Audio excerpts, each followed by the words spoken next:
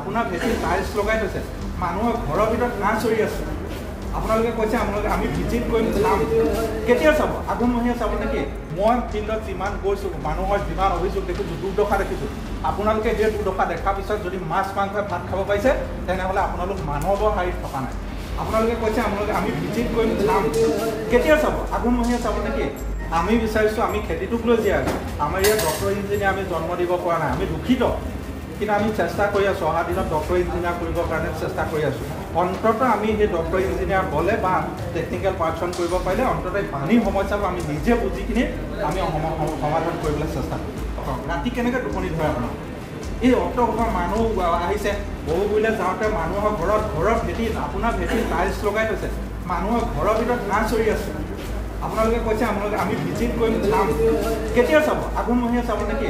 আজি 50টা বছৰ শেষ হৈ গ'ল, জীৱন যৌৱন শেষ হৈ গ'ল এই কামবোৰত লাগি থাকোঁতে। বাকী বিষয়বিলাক চব অসমীয়া বিষয়। সকলোৱেতো ল'ৰা ছোৱালী জন্ম হ'ল, কিবা কিবি হ'ল, ঘৰ সংসাৰ হ'ল।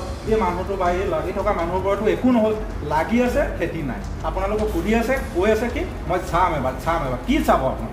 সুমন কলিতা ডাঙৰীয়া আহিবই নোখোজে, বন এডাল কাটিবলৈ নোখোজে। বনাই পথলিয়াল গাঁৱত আপোনালোকে হেৰিয়ত বাৰিষা কালত মাটি এসোপা দমাই থৈছে, মানুহ তাত পৰি হাত ভৰি ভাঙিছে, আকৌ বিধায়ক মহোদয় আহি পইচা দিবহিলগীয়া হৈছে। এই কামবোৰ আপোনালোকে কেলৈ কৰিছে? যদি কৰিব নোৱাৰে আপোনালোকে ইয়াৰ পৰা আঁতৰি যাওক।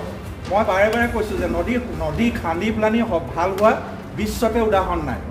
কোনেও ক'ব নোৱাৰে যে মিচিচিপিৰ পৰা জাজি নৈলৈকে হেৰিয়লৈকে ভৰলুলৈকে ক'ব নোৱাৰে যে নদী খান্দি ভাল হৈছে বুলি, সভ্যতা সংস্কৃতি উন্নত হৈছে বুলি ক'ব নোৱাৰে। হয়, মই আৰ্টছত পঢ়িছোঁ, মই নাজানো আপোনালোকৰ গোটেই টেকনিকেল কথা, মই ইঞ্জিনিয়াৰ নহ'ব পাৰোঁ। কিন্তু মই ফিল্ডত যিমান গৈছোঁ, মানুহৰ যিমান অভিযোগ দেখিছোঁ, দুৰ্দশা দেখিছোঁ। আপোনালোকে সেই দুৰ্দশা দেখাৰ পিছত যদি মাছ মাংসই ভাত খাব পাৰিছে, তেনেহ'লে আপোনালোক মানৱৰ শাৰীত থকা নাই।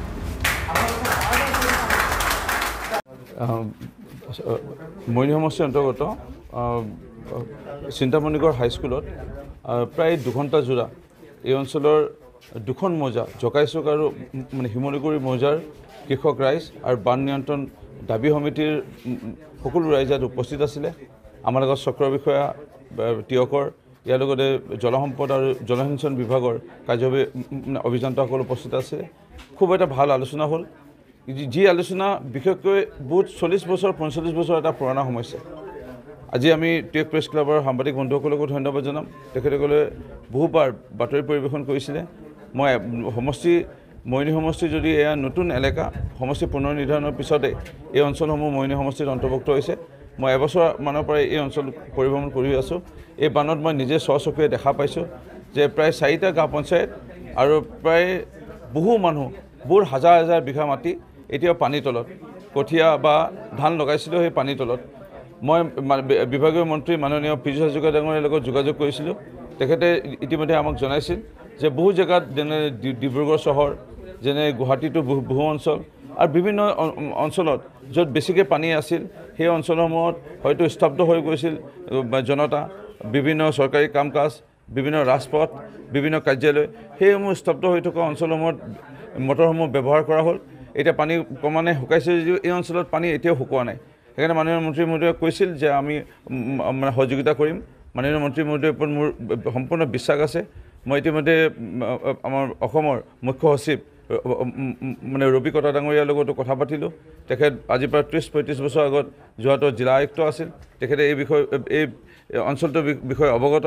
তেখেতে মনত পৰিছে এই অঞ্চলটোৰ কথা বুলি তেখেতে উল্লেখ কৰি পেলাই মোক বিষয়টো সহযোগ কৰিছে আৰু তেখেতেও ইতিমধ্যে লাগি আছে। আৰু আমি আশা ৰাখিছোঁ এদিন দুদিনৰ ভিতৰতে আমি পাম্প ছেট ক'ৰ পৰা হ'লেও আনিব পাৰিম আৰু এই অঞ্চলৰ ৰাইজক যোৱা বৰ্ষৰ খেতি কৰিব নোৱাৰিলে অত্যন্ত এই বৰ্ষত যেন খেতি কৰিব পাৰে